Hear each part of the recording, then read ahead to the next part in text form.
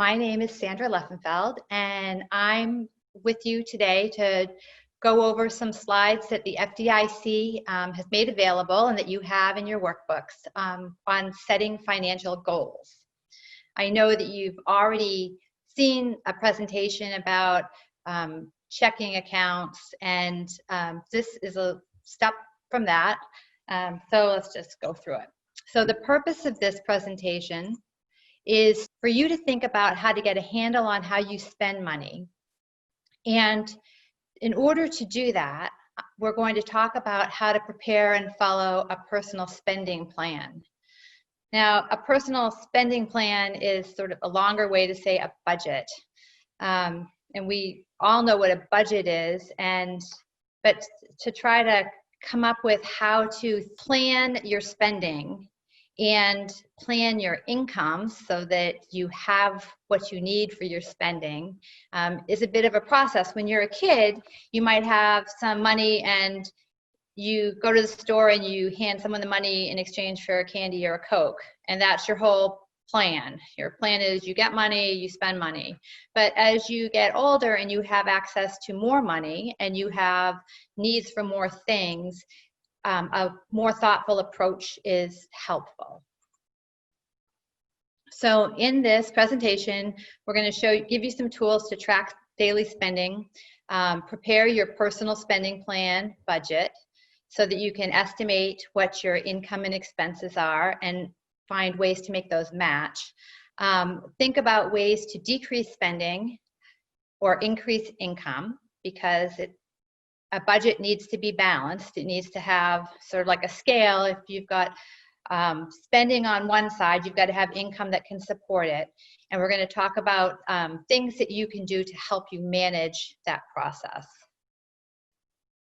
So why do you need one at all? So this is, you've got this little cartoon that they created where someone wants to go out for pizza, but they don't have any money. So they're left having a bowl of cereal or not going to have pizza. We can talk about, though, sort of other things that this guy could do to still have the same experience of going out with his friends without the money to spend on pizza. So a spending plan is a step-by-step guide for meeting expenses in a given time period. And that time period, we usually try to think of it in terms of a month, but it can be a much longer time period. You might have things that you want that you know you won't be able to afford for a year, or maybe you're looking toward college and you're looking toward things even beyond college, or maybe what you really want to do is figure out how you're going to be able to do something next week. So a spending plan can help for all of those things. When you think about these things, though, you need to be realistic. You need to think about what it is you want and whether or not you can afford that thing, and whether or not you can change sort of what you want to fit into what it is you can afford to spend. When you make these goals, you need to be sort of realistic about it. You need to be specific about it. When you think about college, you need to think not just, I need money for college. We don't know what that is. You need to be thinking, well, how much money do you need for college? What do you need at college that costs money anyway? There's books, there's tuition. Maybe you can get a scholarship to cover some of it. Maybe you can work to cover some of it. You have to have a time frame, thinking about when it is you need to have this money by, and what's the time frame during which it's going to be spent, and what is it you're going to be doing in order to meet those goals that you're creating for yourself. So one of the best ways to do this is to, before you even think about what it is your plan might look like, is to keep track of daily spending. And this is really, you may be surprised by what you find, because when you do keep track of what it is that you're spending every day for over a time period, and probably a week or a couple of weeks is enough to get a sense as to how it is sort of smaller amounts of money are being spent. This will help you determine what the amount is that you need on a week or in 2 weeks or for a month. If you can keep track for a month of every single thing that you spend money on, at the end of the month you look back and you say, wow, I spent a lot more money on convenience food than I thought I was spending. Maybe there's some things I can do to not spend that money on that. Maybe I can bring a sandwich from home. Wow, I spent money on Netflix, but I never watched more than 2 movies. Maybe there's something else I can do to be able to see movies that doesn't involve a monthly subscription. Wow, I spent a lot of money on my cell phone, but I was really just texting, and there's a different plan that I can subscribe to that pays for text that's much cheaper. I can FaceTime people rather than have the separate phone plan. And there's a lot of different things you can do to decrease what you're spending, but before you can do that, you really have to know what it is you're spending. In looking at the things you've spent money on, it's helpful to think about what is something that I need versus what is something I want. And there's obvious things here, right? Like I might need a pair of sneakers, and then sneakers come in a wide variety of price ranges, and there's the cheaper sneakers, and then there's really expensive sneakers. And you can think about what is it that you need on your feet to do the things that you need to do, or to show the fashion sense that you want to be able to show you have. I mean, that's worth something. But then there's other things too that we spend money on that we don't really think about what it is that they are satisfying. Such as, if you want to go out to, or you need to go out and hang out with your friends, and they're at some place and they're having food, you can have that experience with your friends ordering the cheapest thing on the menu, and your experience with your friends isn't any different really than ordering a more expensive thing on a menu. Or maybe you get soda when other people are having lunch because, hey, you just ate lunch at home. There's ways to have those social experiences and to have your needs met spending less money. So again, this goes to keeping track and understanding where your money's going on a monthly basis. So in your workbook, there's an activity, and I think this gives you an opportunity to keep track in a written form of what you've spent over a week. And you can do that on a piece of paper. That's a good way, but also there are so many apps to help you do this that are free and online, and you can put it on your phone, and it may be much more convenient for you to keep track that way. Google, budgeting apps, spending apps, daily spending apps. I mean, you will find loads of things that are free. When we think about making the actual plan, now that we know what it is you're spending money on, you need to not just know what it is you're spending money on, but think about where that money's coming from. So typical places that you would get money from would be from your job, from working. Perhaps you have an allowance. Perhaps you have an account that has interest and dividends at the bank. When I was young, that could be actually a source of income that could be spent.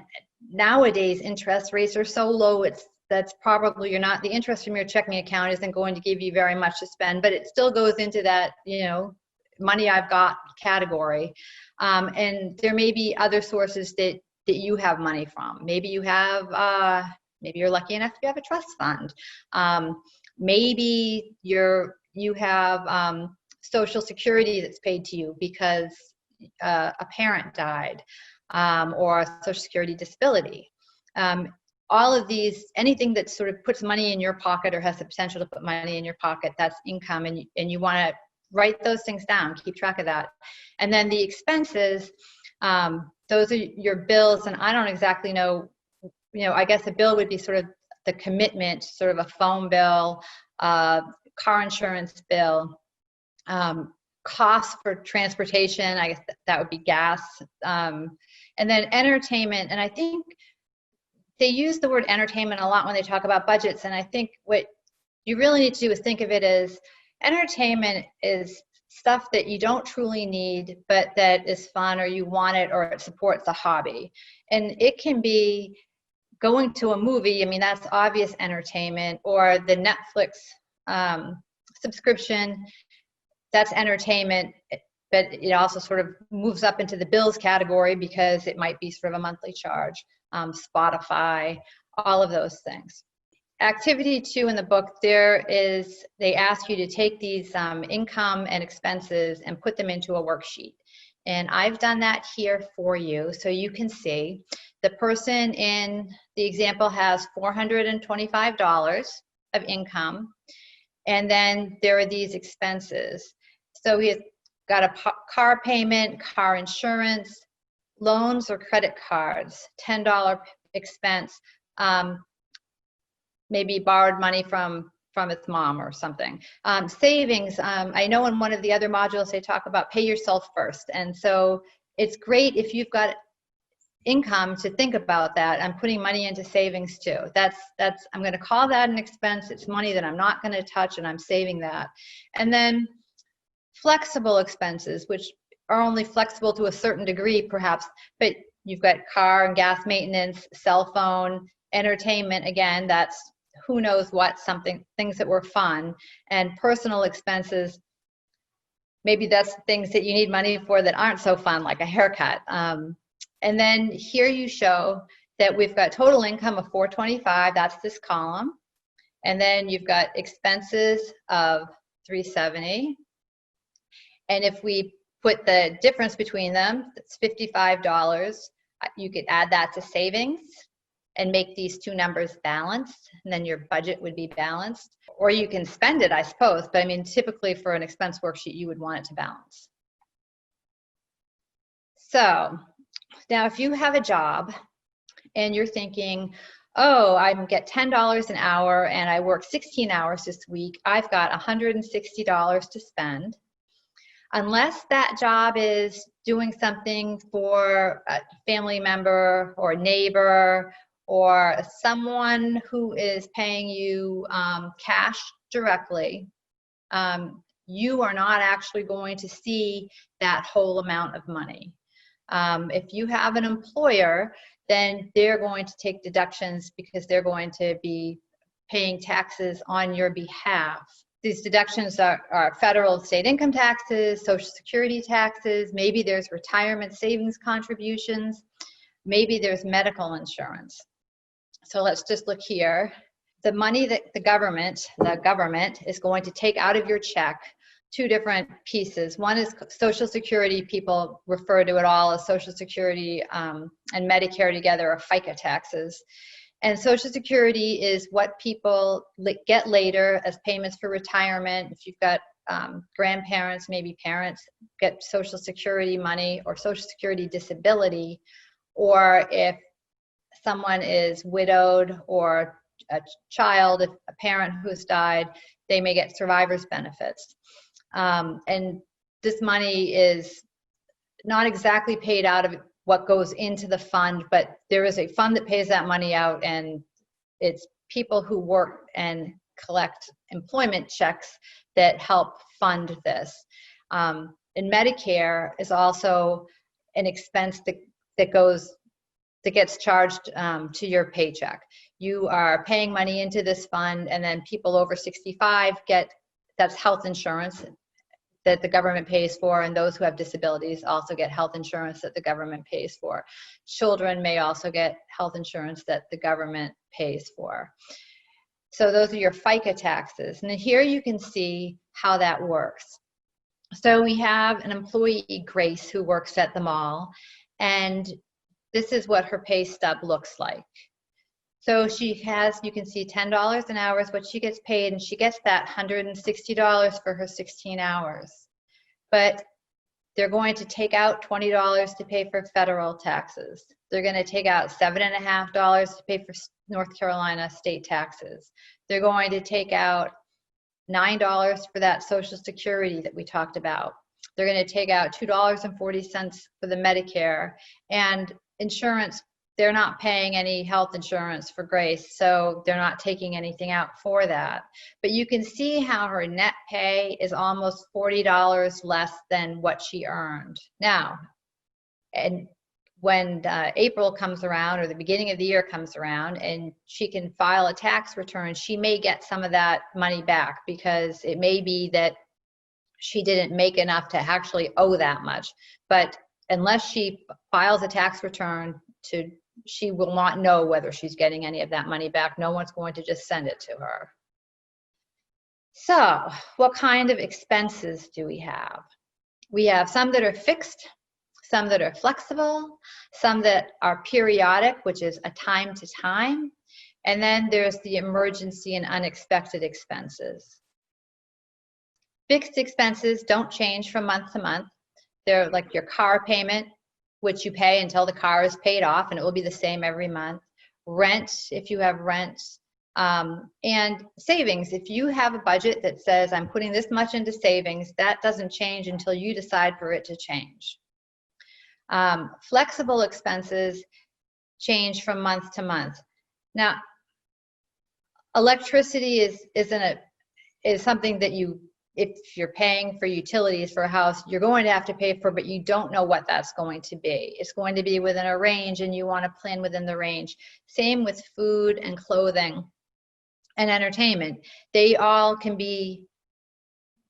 exist within a range. Some of them you might go without in a month. You might not need any clothing in a particular month, but you want to still budget for it, because otherwise it will become a big expense in a month that you may not have enough in your budget plan to cover it.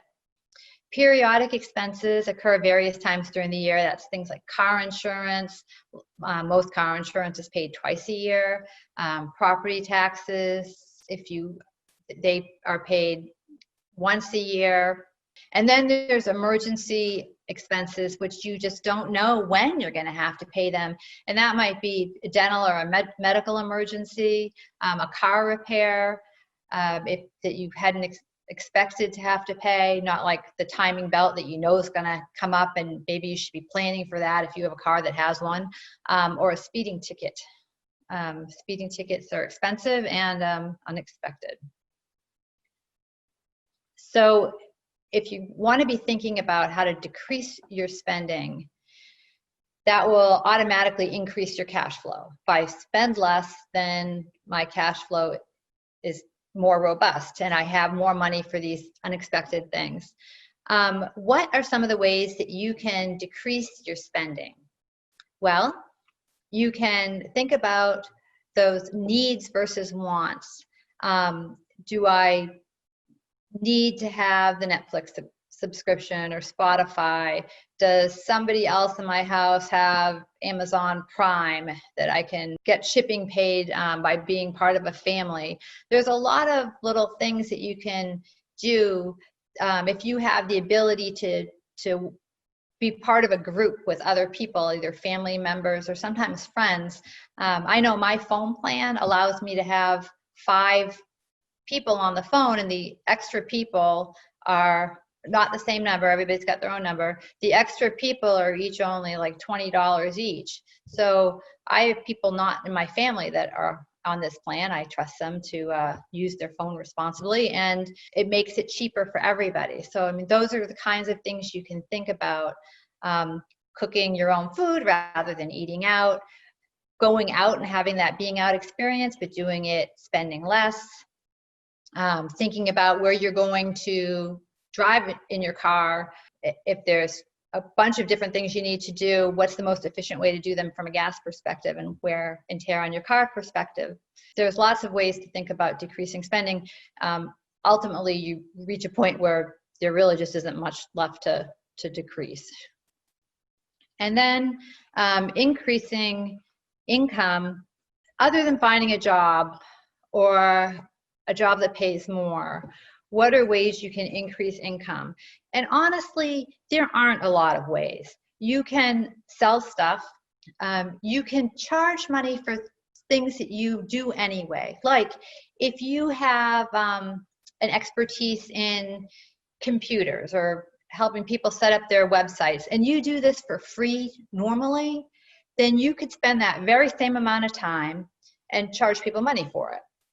But if you don't already do that, then, and you start doing that, that really is kind of like another job. So I think that would go into the finding another job category. But the best way to, or the easiest and most efficient way to increase your income, other than finding a job or finding a job that pays more, really is to decrease your expenses. And then there are the planning tools that once you've got your expenses sort of written down somehow, and you really do have to write them down to look at them and think about them. When you have only two choices, spend my money on candy or put it in my bank, you don't need to write anything down because you can hold that in your head. And you don't even need to know what's in the bank because you can dump it out and you can count it if it's, you know, a piggy bank. But if once it's in a banking institution, and once you have more things that you need to spend money on, you really need to take care to write them down, because you want to make sure that you aren't spending more money than you have, especially in the bank account. You don't want to be using that debit card to pull out money that's not there, because the banks will charge you fees. They are not your parents. They will not forgive you and say, oh, this is just fine, or they might once, but it really doesn't work that way. So you need to set something up. And I'm going to show you two ways that you can do it. And then I'm going to tell you that if you Google personal spending plan or budget tools, you will find many different companies that can provide you with apps for your phone, and you can do it that way. But I'm going to show you two sort of, two ways you could do on a piece of paper, but you can also put these into Excel, or you can put them in your Google Calendar or other online calendar. This is in the book. There's an activity where you're entering your income and expenses, and we're going to show you this done. Here I have mapped everything out. My take-home pay for the month is $425. And then I've decided that I have savings, pay myself first. We heard that in another module.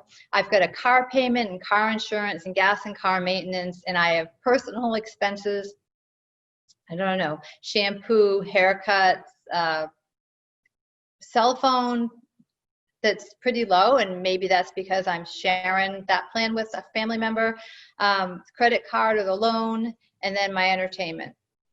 And then on this sheet, I can write down, here's what's due, and here's when I've actually paid it, after I've noted that here's when I plan to pay it, because planning and actual life sometimes gets in the way. So let's see here.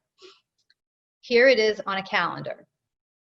If I put this on my Google Calendar, as I put it as like little events or tasks that I must do, then I know that I've got this net pay of $425 coming in on the 1st, and then I have different payments due different days, and I've written when I want them, when I want to pay them. And you'll notice that the big payments I put at the front of the month, because I cannot have the case where I somehow run out of money. I know those are commitments that need to be paid.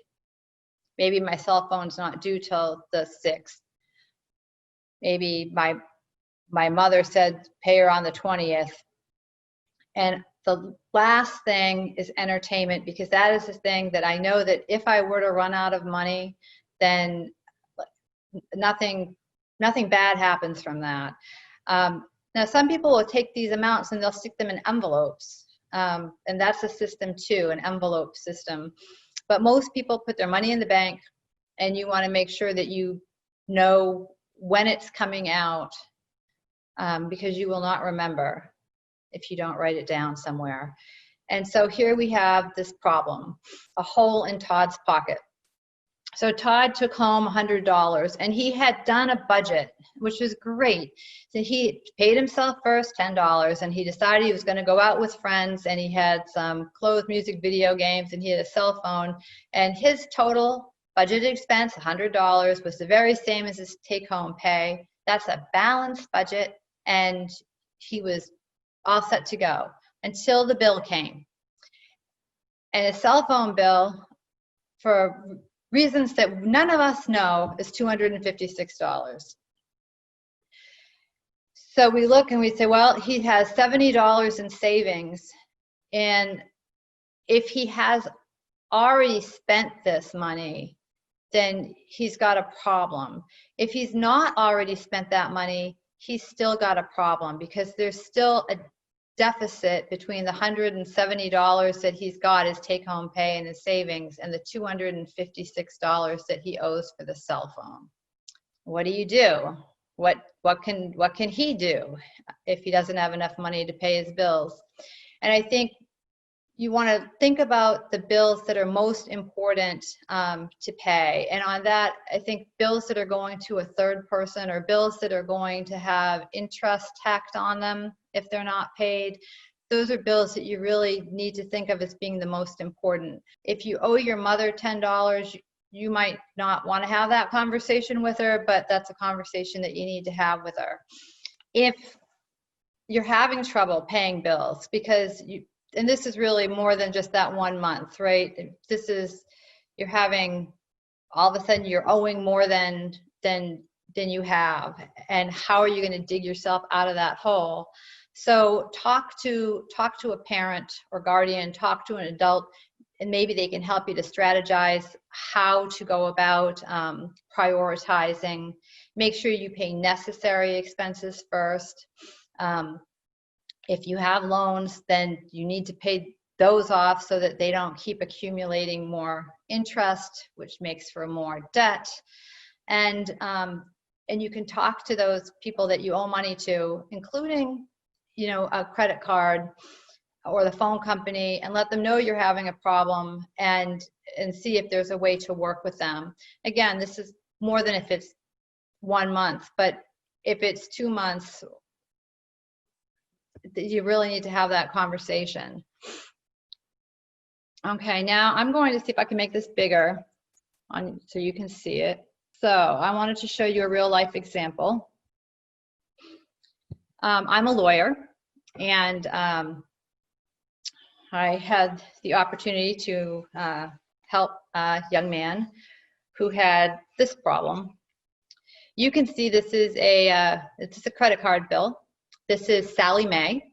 So when you think of Sally Mae, you think of college or education. And sure enough, Sally Mae's happily there signing up people for credit cards who are in college.